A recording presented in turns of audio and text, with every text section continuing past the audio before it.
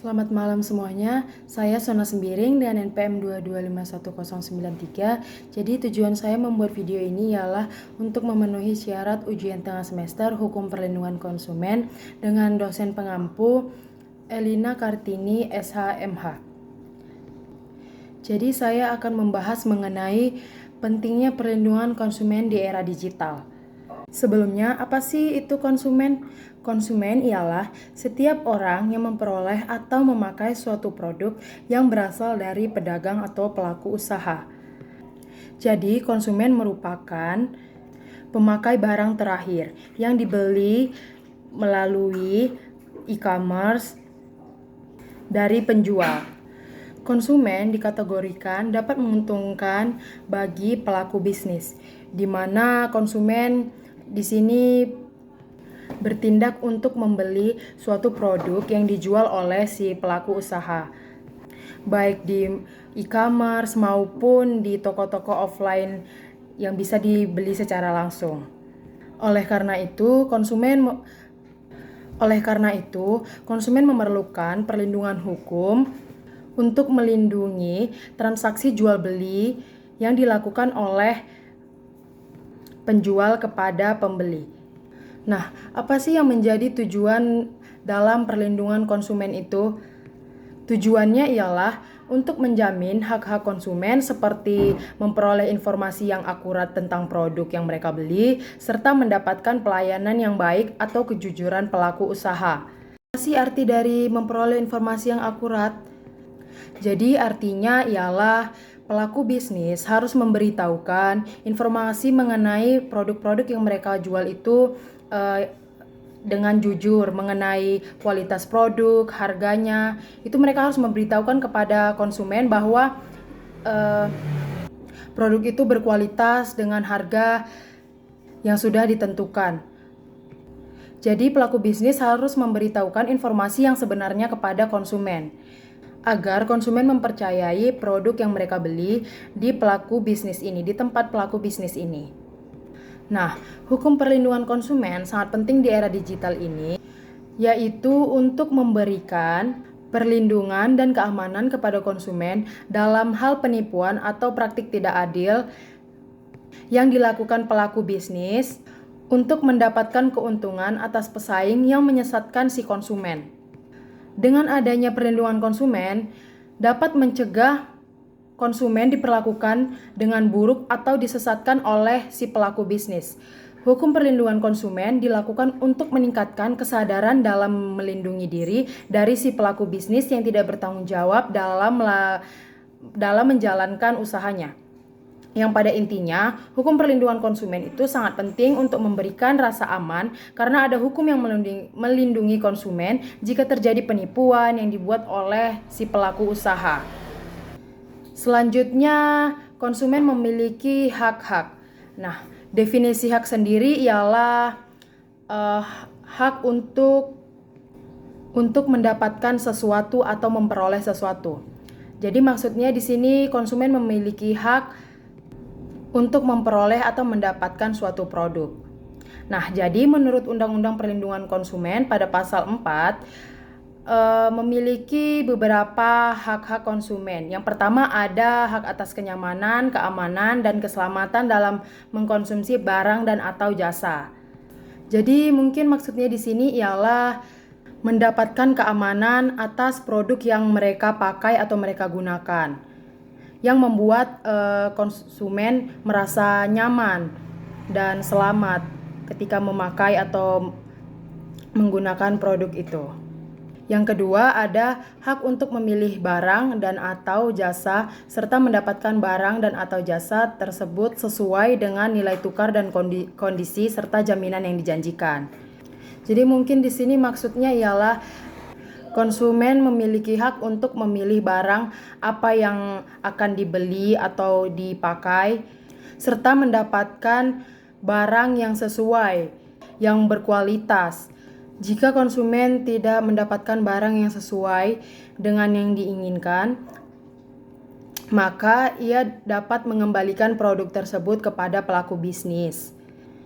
Nah, dan yang ketiga ada hak atas informasi yang benar, jelas, dan jujur mengenai kondisi dan jaminan barang dan atau jasa. Jadi maksud dari informasi yang benar, jelas, dan jujur ialah pelaku bisnis harus memberitahukan kondisi mengenai produknya dengan benar, jelas, dan jujur.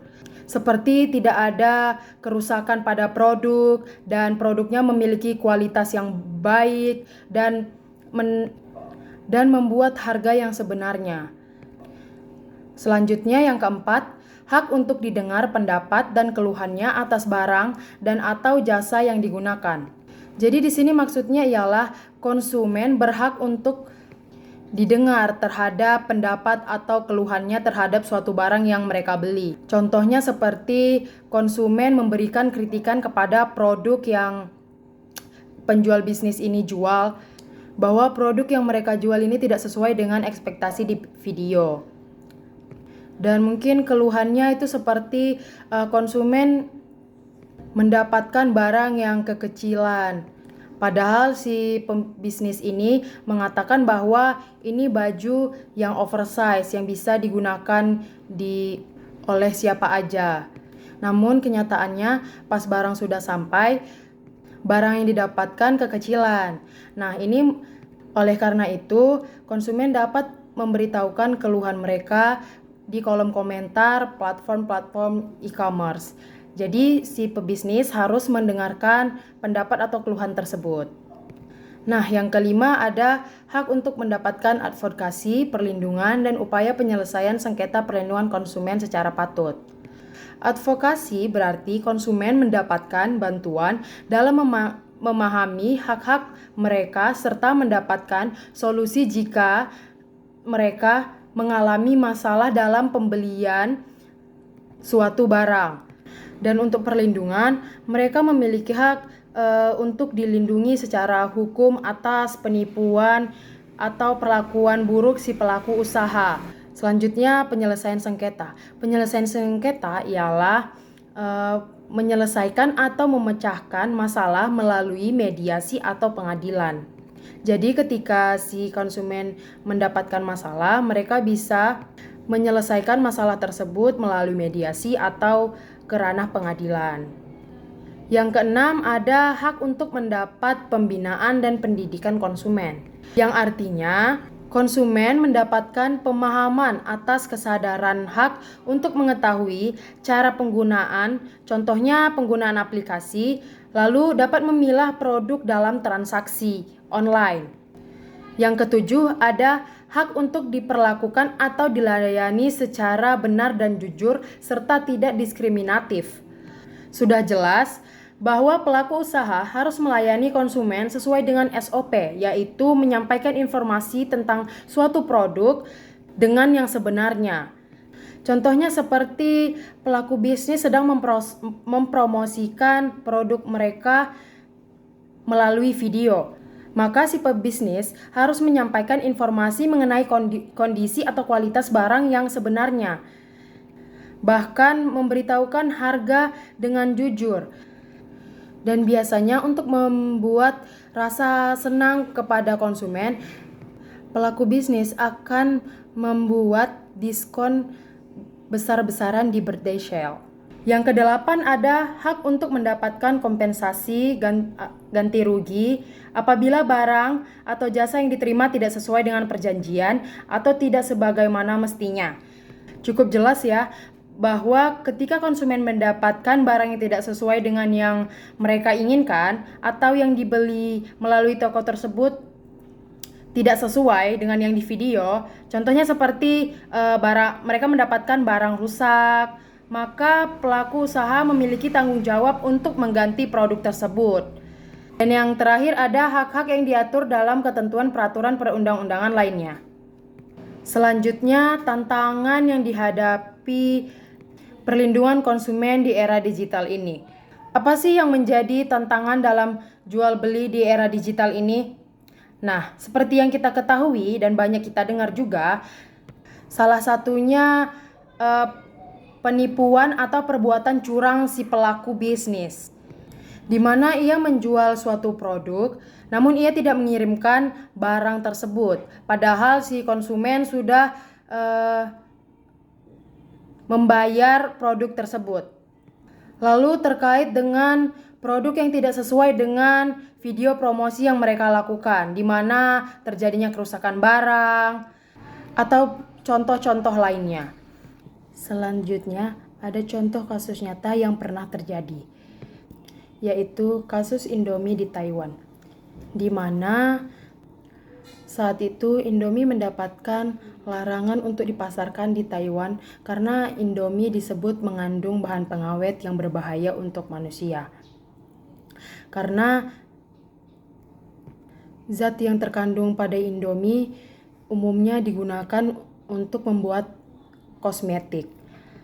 Oleh karena itu, pihak Taiwan memutuskan untuk menarik semua jenis Indomie dari peredaran. Penarikan ini menimbulkan kekhawatiran di kalangan konsumen mengenai keamanan produk makanan yang diimpor, serta mempengaruhi reputasi Indomie di pasar internasional. Oleh karena itu, Komisi akan meminta keterangan tentang kasus Indomie ini, mengapa bisa terjadi. Apalagi pihak negara luar yang mengetahui terlebih dahulu akan adanya zat berbahaya yang terkandung di dalam produk Indomie tersebut. Karena hal itu, pihak Indofood sebagai produsen Indomie menyikapinya dengan mengeluarkan pernyataan resmi yang menegaskan bahwa mereka mematuhi standar keamanan pangan dan melakukan investigasi internal untuk memahami asal-muasal masalah tersebut.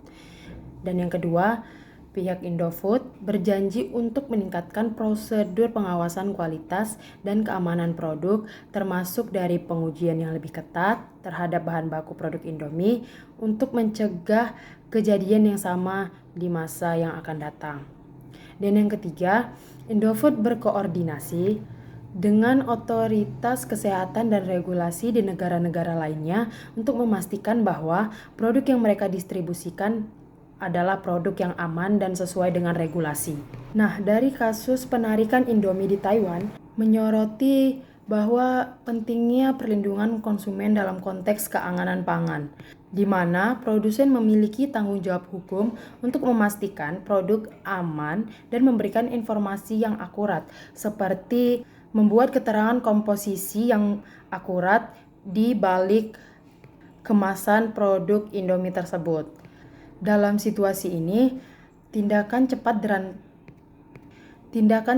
dan transparan sangat diperlukan untuk menjaga kepercayaan konsumen serta memenuhi kewajiban hukum yang ada.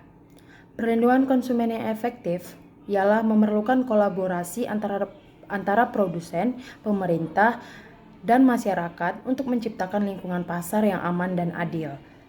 Jadi kesimpulannya ialah hak untuk mendapatkan informasi, keamanan produk, dan hak untuk mengajukan keluhan sangat penting dalam melindungi konsumen. Artinya, konsumen memiliki hak untuk mendapatkan produk-produk yang berkualitas serta mendapatkan informasi mengenai harga produk ini berapa, bagaimana dengan kualitasnya, bahannya apa atau bahan bakunya apa. Hal ini dilakukan untuk meningkatkan kepercayaan konsumen bahwa produk yang mereka beli itu terjamin dan aman untuk digunakan oleh konsumen.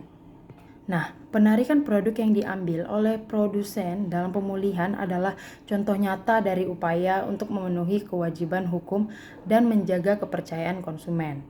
Nah, solusi yang dapat diberikan untuk melindungi konsumen di era digital ini ialah transparansi informasi yang jelas dan mudah diakses tentang produk, termasuk bahan baku produk tersebut, harga produk tersebut, bagaimana kualitas produk tersebut, bahkan proses produksinya konsumen perlu ketahui. Nah, perkembangan teknologi yang semakin canggih memudahkan konsumen untuk mengakses informasi melalui sistem yang ada. Bahkan, transaksi online pun bisa digunakan, seperti kris, transfer bank, dan lain sebagainya. Lalu, solusi yang kedua ada meningkatkan regulasi hukum yang ketat. Nah, dalam hal ini maksudnya adalah untuk memperketat sistem keamanan konsumen di platform digital dan dapat memberikan sanksi yang jera bagi pelaku usaha yang melakukan kecurangan. Baiklah, mungkin hanya itu saja yang bisa saya sampaikan atau paparkan. Jika ada salah kata, mohon dimaafkan. Sekian dari saya, terima kasih.